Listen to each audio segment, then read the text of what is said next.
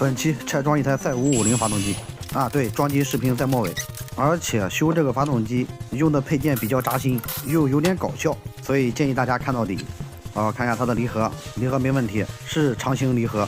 因为之前拆过赛550S 的发动机，那台发动机在这台发动机的基础上就是调教不一样，然后呢曲轴瓦做了升级，看看也是双错齿。这样来看，前年给我拆那台赛550S 发动机跟这个赛550的车主的发动机用料没任何区别，轴承也是8环的，所以前年没有给我特供机，这个大家放心吧。这台发动机是什么问题呢？它是异响，特别是回油门的时候声音更大，而且有不少赛550和赛600的车主都会出现这样问题。这样的问题已经遇到很多了，也修了很多了。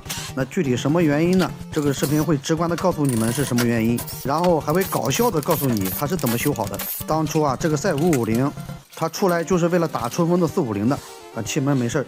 这个事儿大家应该都知道吧？春风发布450以后，前年就赶忙发了这个赛550，但是发动机的用料方面跟春风450区别倒是挺大的。春风450是电镀陶瓷钢，它这个是铸铁钢。其实啊，如果前年不是急着出这个赛550的话，他们的赛450才是春风450的竞争产品。毕竟啊，你拿大人家100的排量去跟人家比，某种程度上人家已经赢了。我个人认为，这赛550还没赛450做得好。这赛450对于前年来说，毕竟属于新的发动机平台。好，看一下它的曲轴瓦，有不少赛550和赛600回油门异响的，只要一拆开，全部都是这种曲轴瓦异常磨损。你们看，都漏铜了。这辆车呢，还不到1万公里，因为没在售后保养，所以说拒保。看看它的连杆瓦，连杆瓦是没什么问题。没有磨损，也没有漏铜，我用的是日本大铜的瓦片。因为连杆瓦的工作环境比曲轴瓦工作环境要恶劣，所以连杆瓦一般用的比较好。看一下啊，它是270度曲轴，因为当时春风450也是270度曲轴，它就是用来对标这个春风450的。不得不说，前年的研发可真快，270度说出就出。它的轴承搭配呢，跟我之前拆的赛550S 的轴承是一样的，都是台湾省的 TPI 轴承，加上8环的轴承。石龟链呢也是正合的，这个忘记拍了。好，曲轴也没拉伤。看看上一半箱体的曲轴瓦也磨损漏铜了，但是没有下箱体的严重。修了那么多的赛600，还有这个部分550，我总结一下啊，像这个瓦片，我不知道它是什么牌子的，但凡是550和赛600，只要是用上了那批一个钩带一个圈的这种标志的曲轴瓦，它就很容易出现这样问题。就是这种标，大家仔细看一下啊。但是你们看他们家的502就没这个问题。上次拆的赛550S 的话，就等于是换回了502的曲轴瓦，祥生贝克的瓦。然后我修赛550怎么修呢？就是给他们用春风的瓦片，因为再用这种瓦片的话，我估计几千公里它还会响，所以说我就把春风的瓦片给它用上了，或者用502的瓦片，或者是赛550S 的瓦片都行。所以我家里这个春风瓦片啊是一包一包的。你以为只是给春风用吗？哦不，我也给钱江的用。看一下活塞，这个活塞跟我之前拆的赛550S 的活塞是一样的，一个轻量化的设计，但不是锻造的。活塞呢没有什么磨损，可以正常使用，钢也就不用看了。来，超声波清洗干净，装上春风650的曲轴瓦，也不能说是春风的吧，是祥生贝克的瓦片，前年的502也在用，所以我搞不懂，你说这个瓦片用好好的，前年在赛550和赛600的时候怎么把它给换了呢？这一换出问题了，遭罪的不是车主吗？好在赛550S 又换回来了。赛600的瓦片呢，跟之前黄龙600的也是不一样，所以修赛600就换龙6的用。好了，准备上着车视频，应该把异响录出来给大家听一听的，但是忘记了，直接上修好后的视频吧。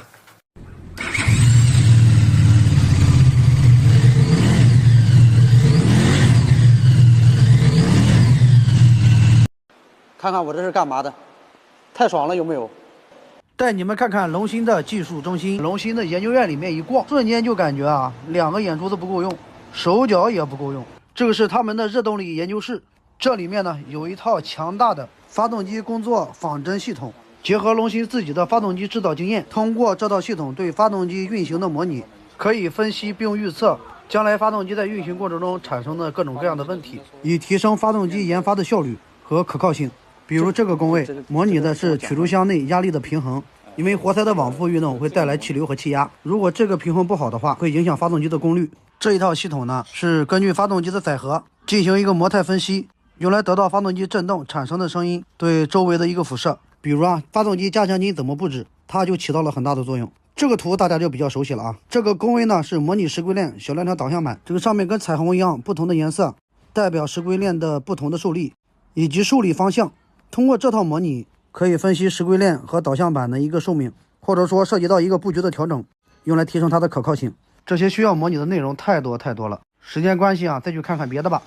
这个是发动机的台架，可以测试发动机的功率，还有耐久性测试，比如说200小时、300小时的测试，都是通过这个测功机来完成，包括它的燃料分析。然后测功机运行的各个数据呢，就是从这边看看这一台机械无头骑士，它可以模拟人的正常骑行，通过不同的油门开度，然后急刹，对减震啊、刹车啊这些进行一个耐久性的测试。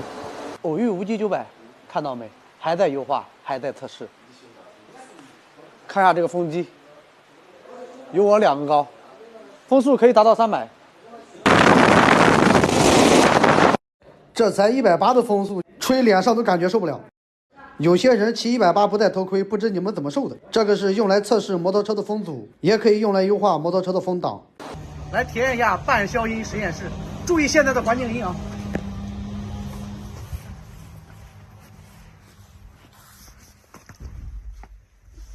有没有一种降噪的感觉？在这里面啊，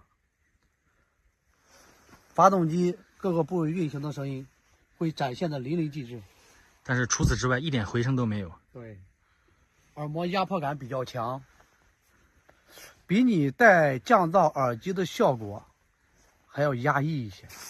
在这种环境下，来听听发动机的声音。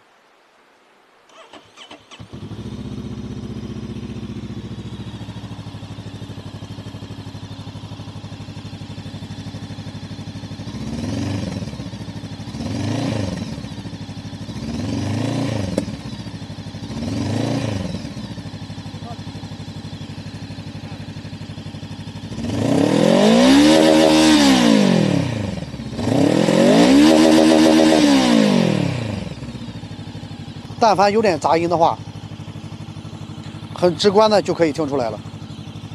当然，通过传感器可以更直观的对声音进行分析。看一下这个间隙，比专业的录音棚长很多，而且这个门的厚度有这么厚。这是一台3D 打印机，你想打个曲轴，你想打个连杆，你想打个活塞，甚至钛合金连杆，它都能给你干出来。就这个超大号的3D 打印机，你们就说馋人不馋人？你说你想造个啥零件吧？我一问价格1300万，拜拜，玩不起。来看看这台3D 打印机做出来的零件，双缸、4缸缸头，这是它打印出来的一个大型无人机的变速箱壳体，这些都是3D 打印机的作品，很强大，很诱人。这样的3D 打印机对于发动机的制造，可以说是能立下汗马功劳。这么长一条走廊，里面全是各种测试间，真的逛不完。看一下这个小院子，我跟你们讲，给我小板凳，我往那一蹲，我蹲1天都不带累的。里面有各种各样的你们想看到的一些东西，以及下面是付费内容，不能说了。